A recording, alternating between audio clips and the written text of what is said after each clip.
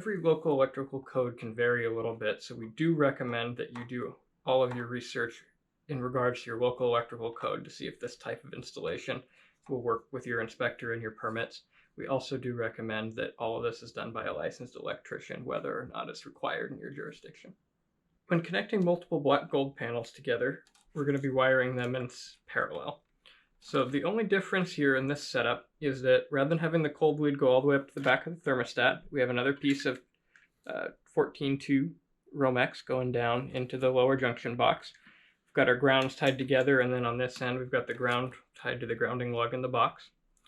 And then we're going to pair up our whites and our blacks together. To do this, I'm going to use those Wago 221 connectors again. You can use regular wire nuts. We've just found these work really well. They come in 3 different styles. You get 2 for pairs, 3s, and 5s. In this case, because we only have 2 panels, the 3s will work out perfectly. So what we'll do is we'll take our 2 panels together and get those tied together for our whites.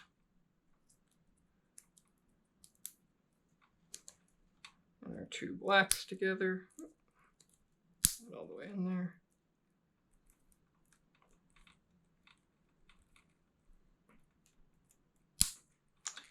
And then we'll tie our blacks together and our whites.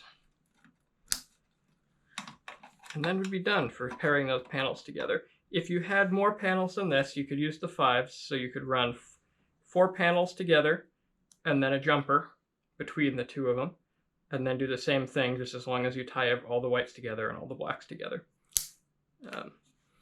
On black gold panels, since we don't use the same system for diagnosing, you can actually trim all this excess cold lead off if you need to, or you can coil it up inside the panel. But on our gold heat panels, you cannot trim the cold leads.